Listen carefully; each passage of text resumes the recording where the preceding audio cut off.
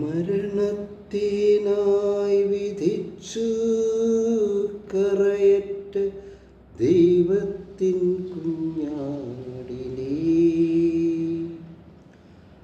അപരാധിയായി വിധിച്ചു കൽമഷം കലരാത്ത കർത്താവിനെ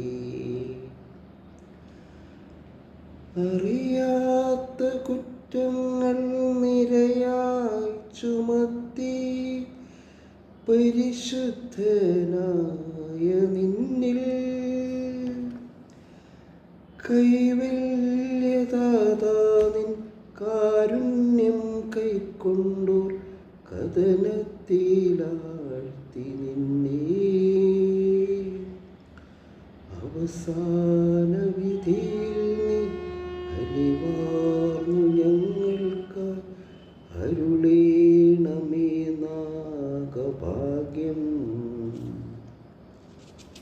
ഒന്നാം സ്ഥലം, ഈശോ മിശിഹ മരണത്തിന് വിധിക്കപ്പെടുന്നു. ഈശോ മിശിഹായെ ഞങ്ങൾ അങ്ങയെ കുമ്പിട്ട് ആരാധിക്കുന്നു. എന്തുകൊണ്ടെന്നാൽ വിശുദ്ധ കുരിശിനാൽ അങ്ങ് ലോകത്തെ വീണ്ടും രക്ഷിച്ചു. മനുഷ്യകുലത്തിൻ്റെ പാപപരിഹാരത്തിനുള്ള ബലി ആരംഭിച്ചു കഴിഞ്ഞു. ഈശോ പീലാത്തോസിൻ്റെ മുമ്പിൽ നിൽക്കുന്നു. അവിടുത്തെ ഒന്ന് നോക്കുക.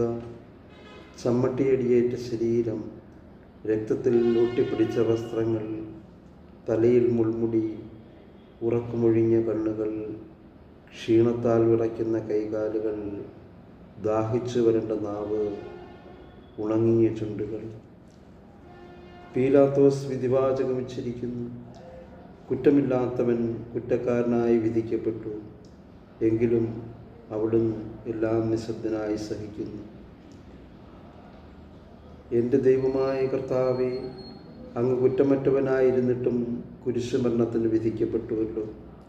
എന്നെ മറ്റുള്ളവർ തെറ്റിദ്ധരിക്കുമ്പോഴും നിർദ്ദയമായി വിമർശിക്കുമ്പോഴും കുറ്റക്കാരനായി വിധിക്കുമ്പോഴും അതെല്ലാം അങ്ങയെപ്പോലെ സമചിത്തനായി സഹിക്കുവാൻ എന്നെ അനുഗ്രഹിക്കണമേ. അവരുടെ ഉദ്ദേശത്തെപ്പറ്റി ചിന്തിക്കാതെ അവർക്ക് വേണ്ടി ആത്മാർത്ഥമായി പ്രാർത്ഥിക്കുവാൻ എന്നെ സഹായിക്കണമേ. സ്വർഗസ്ഥനായ ഞങ്ങളുടെ പിതാവേ, അങ്ങയുടെ നാമം പൂജിതമാകണമേ. അങ്ങയുടെ രാജ്യം വരണമേ. അങ്ങയുടെ തിരുമനസ്സ് സ്വർഗത്തിലെ പോലെ ഭൂമിയിലുമാകണമേ. അന്നു വേണ്ട ആഹാരം ഇനി ഞങ്ങൾക്ക് തരണമേ. ഞങ്ങളോട് തെറ്റ് ചെയ്യുന്നവരോട് ഞങ്ങൾ ക്ഷമിക്കുന്നത് പോലെ ഞങ്ങളുടെ തെറ്റുകൾ ഞങ്ങളോടും ക്ഷമിക്കണമേ. ഞങ്ങളെ പ്രലോഭനത്തിൽ ഉൾപ്പെടുത്തരുതേ, തിന്മയിൽ നിന്ന് ഞങ്ങളെ രക്ഷിച്ചുകൊള്ളണമേ. നന്മ നിറഞ്ഞ മറിയമേ സ്വസ്തി, കർത്താവ് അങ്ങയുടെ കൂടെ സ്ത്രീകളിൽ അങ്ങ് അനുഗ്രഹിക്കപ്പെട്ടവളാകുന്നു. അങ്ങയുടെ ഉദരത്തിൻ ഫലമായി ഈശോ അനുഗ്രഹിക്കപ്പെട്ടവനാകുന്നു. പരിശുദ്ധ മറിയമേ, തമ്പുരാൻ്റെ അമ്മേ, പാപികളായ ഞങ്ങൾക്ക് വേണ്ടി ഇപ്പോഴും ഞങ്ങളുടെ മരണസമയത്തും തമ്പുരാനോട് അപേക്ഷിച്ചുകൊള്ളണമേ.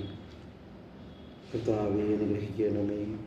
പരിശുദ്ധ ദൈവമാതാവേ, ക്രൂശിതനായ കർത്താവിൻ്റെ തിരുമുറിവുകൾ എൻ്റെ ഹൃദയത്തിൽ പതിപ്പിച്ചുറപ്പിക്കണമേ.